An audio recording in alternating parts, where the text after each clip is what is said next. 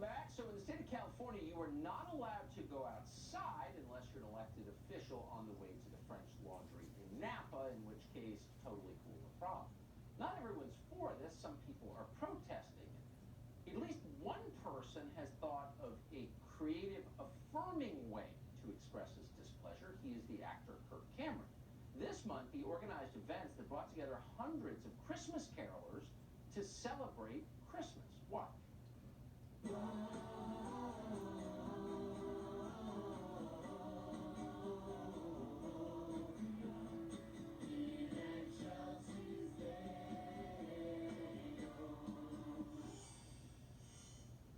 Kirk joins us now. Kirk, that is my single favorite protest I've ever seen. I love that. How did you think of that? Oh, Tucker, first of all, it is a pleasure to be talking with you. You know, we've all heard of the Masked Singer, and it's all the rage. But ever since I started caroling in my community, I've been affectionately dubbed by many in the press as the Unmasked Singer, and I've triggered a whole different kind of rage. I think maybe if we weren't so joyful and so happy, and we were maybe angrier and smashed some windows and looted some stores, then maybe we wouldn't have been called so dangerous by the press. Well, I think you're exactly right. And how great to hear Christmas carols. The saddest part of this season is the ban on singing that you see everywhere. Churches, there's no singing in churches, and Christmas carols define this holiday for so many of us. Good for you. That's right.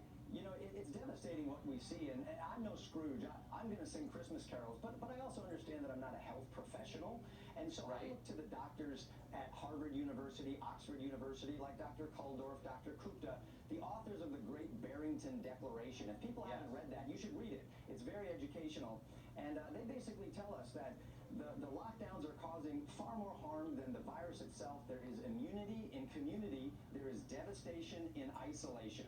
And everyone came to this caroling event by choice. They did a risk-reward analysis, and they said, we're coming to an event, we're not afraid of a virus that has over a 99% survival rate.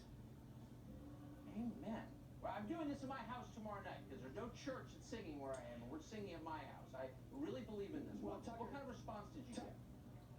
Tucker, we've had an amazing response. It's actually been underreported. We've not just had 75 or 100. We've had upwards of 1,000 people come to sing carols because they're wanting hope and community. But I do want to give you one big warning disclaimer.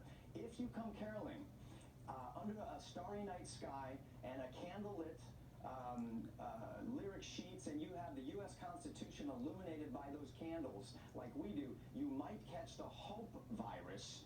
And it's very contagious. Your heart will swell, your fears will diminish, and you might feel compelled to love your neighbor as yourself.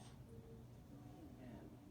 Your heart will swell, your fears will diminish, and you might feel the impulse to love your neighbor as yourself. That is just, you just encapsulated Christmas more crisply and more beautifully than I've heard it in a long time, and I really appreciate it. Kirk, thank you for joining us today. God bless you for what you're doing. Thank you, Tucker. God bless you for your courage.